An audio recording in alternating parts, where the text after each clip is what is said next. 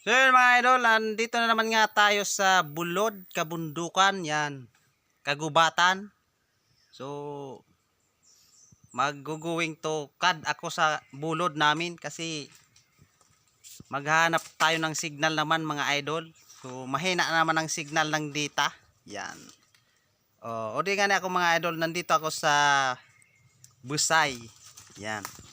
Busay yan. Alangkaw na Busay na kani mga idol. Yun yung sapa sa baba. Yun, ganda ng Kagubatan mga idol. Ayan. Pakita ko lang sa inyo mga idol. Kaganda-ganda dito mga idol sa Kagubatan. Yan. Yan o. Yan.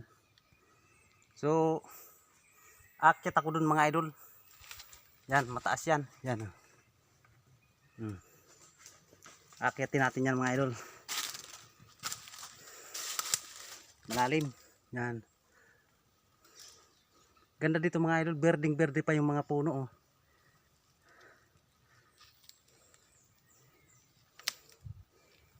Napaka presko pa ng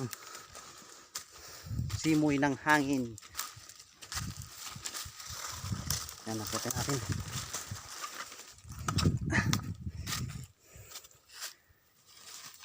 So yung may kasama akong aso, nahirapan din siyang umakyat mga idol. Yan. Lalim talaga oh.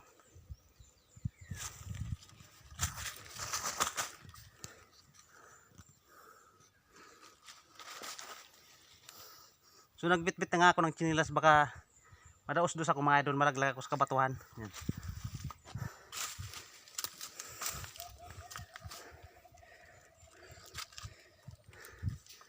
Yan. Ganda dito mga idol oh. Berding berde yung mga puno. Yan. Taas talaga oh.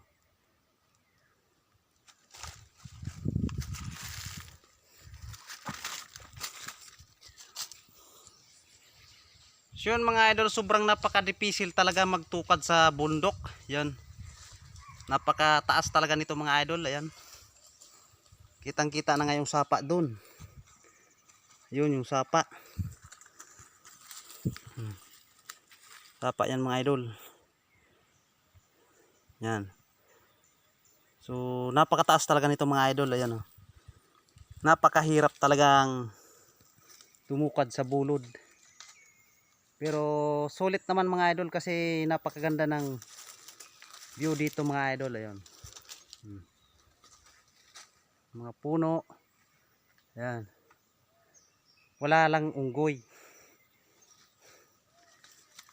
Kasi takot na yung unggoy sa akin mga idol.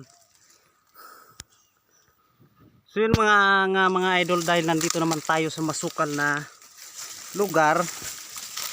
Yes. Nahirapan talaga akong dumaan kasi madaming baging. Yan. Mayroon ditong kahoy mga idol, malaki. Yan oh. Malaki siya. So yun mga idol, titignan natin tong malaking kahoy dito sa Kabundukan. Yan.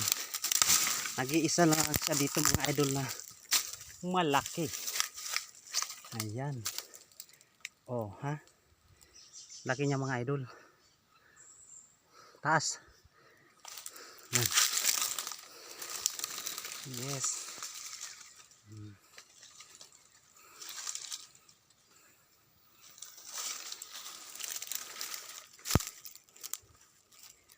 So pupunta tayo dun mga idol sa taas.